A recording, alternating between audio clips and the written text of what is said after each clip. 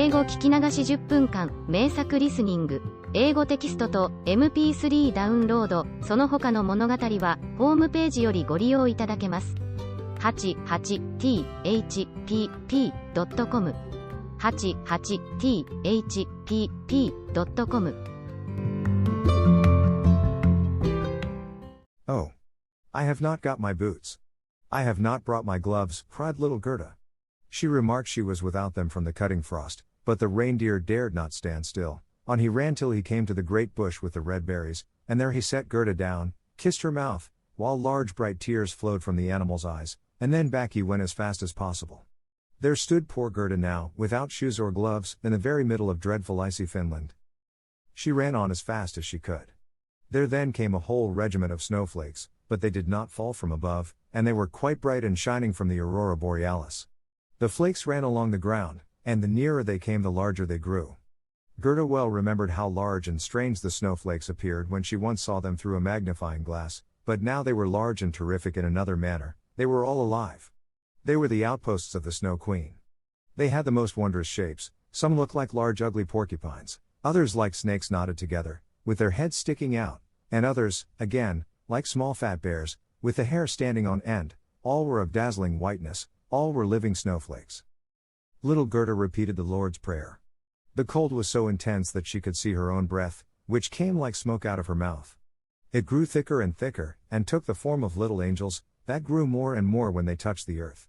All had helms on their heads, and lances and shields in their hands. They increased in numbers, and when Gerda had finished the Lord's Prayer, she was surrounded by a whole legion. They thrust at the horrid snowflakes with their spears, so that they flew into 1,000 pieces, and little Gerda walked on bravely and in security.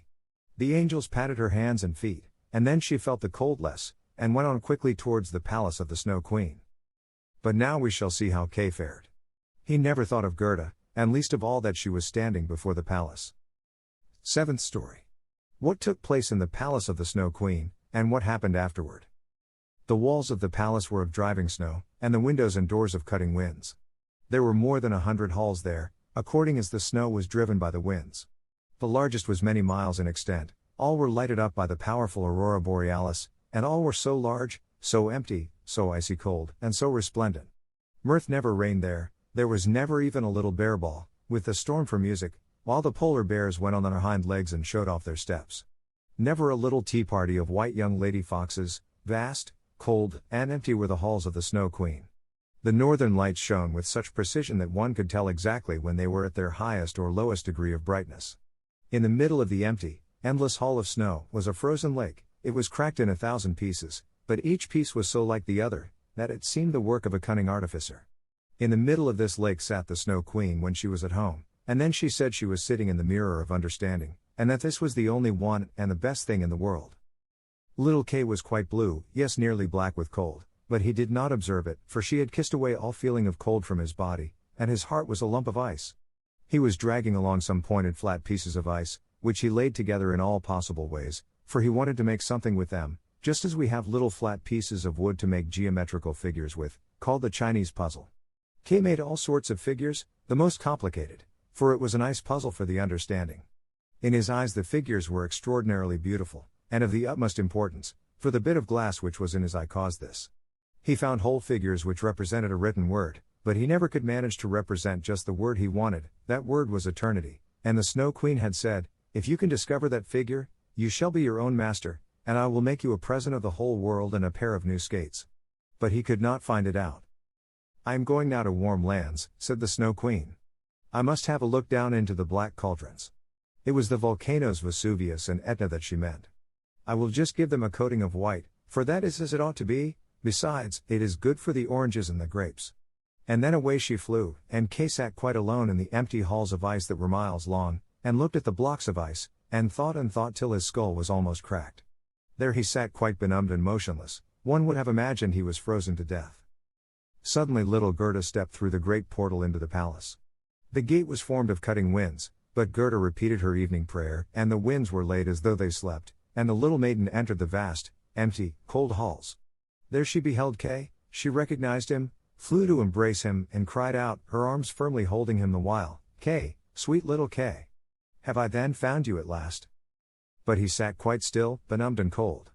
Then little Gerda shed burning tears, and they fell on his bosom, they penetrated to his heart, they thawed the lumps of ice, and consumed the splinters of the looking-glass. He looked at her, and she sang the hymn.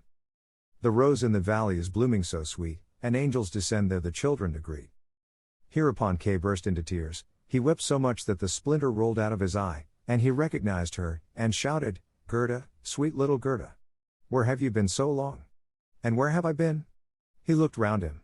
"How cold it is here," said he. "How empty and cold." And he held fast by Gerda, who laughed and wept for joy. It was so beautiful, that even the blocks of ice danced about for joy, and when they were tired and laid themselves down, they formed exactly the letters which the Snow Queen had told him to find out, so now he was his own master, and he would have the whole world and a pair of new skates into the bargain. Gerda kissed his cheeks, and they grew quite blooming, she kissed his eyes, and they shone like her own, she kissed his hands and feet, and he was again well and merry. The Snow Queen might come back as soon as she liked, there stood his discharge written in resplendent masses of ice. They took each other by the hand, and wandered forth out of the large hall. They talked of their old grandmother, and of the roses upon the roof, and wherever they went, the wind ceased raging, and the sun burst forth. And when they reached the bush with the red berries, they found the reindeer waiting for them. He had brought another, a young one, with him, whose udder was filled with milk, which he gave to the little ones, and kissed their lips. They then carried Kay and Gerda, first to the Finland woman, where they warmed themselves in the warm room, and learned what they were to do on their journey home, and they went to the Lapland woman, who made some new clothes for them and repaired their sledges. The reindeer and the young hind leapt along beside them, and accompanied them to the boundary of the country. Here the first vegetation peeped forth, here Kay and Gerda took leave of the Lapland woman. "Farewell! Farewell!" they all said. And the first green buds appeared, the first little birds began to chirrup, and out of the wood came, riding on a magnificent horse, which Gerda knew, it was one of the leaders in the golden carriage, a young damsel with a bright red cap on her head, and armed with pistols. It was the little robber maiden, who, tired of being at home, had determined to make a journey to the north, and afterwards in another direction, if that did not please her. She recognized Gerda immediately, and Gerda knew her too. It was a joyful meeting. "You are a fine fellow for tramping about," said she to little Kay. "I should like to know, faith, if you deserve that one should run from one end of the world to the other for your sake?" But Gerda patted her cheeks, and inquired for the prince and princess. "They are gone abroad," said the other. "But the raven?" asked little Gerda. "Oh, the raven is dead," she answered. "His tame sweetheart is a widow, and wears a bit of black worsted round her leg. She laments most piteously, but it's all mere talk and stuff. Now tell me what you've been doing and how you managed to catch him." And Gerda and Kay both told their story. "And Schnipp Schnapp Schnurr Basiler," said the robber maiden, and she took the hands of each, and promised that if she should some day pass through the town where they lived, she would come and visit them, and then away she rode. Kay and Gerda took each other's hand, it was lovely spring weather, with abundance of flowers and of verdure. The church bells rang, and the children recognized the high towers, and the large town, it was that in which they dwelt. They entered and hastened up to their grandmother's room, where everything was standing as formerly. The clock said tick, tack, and the finger moved round, but as they entered, they remarked that they were now grown up.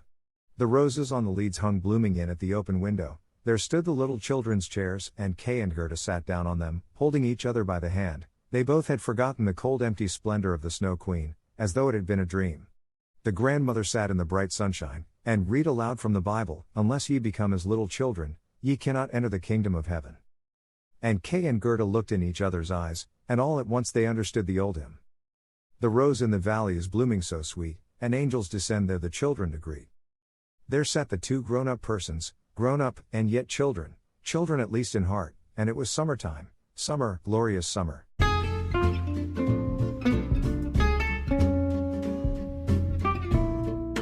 Audiobook, Japanese Dream by Hitomi Woods, on sale at online stores or apps. Apple, Audible, Google Play, Nook Audiobooks, 43 available distributors in total.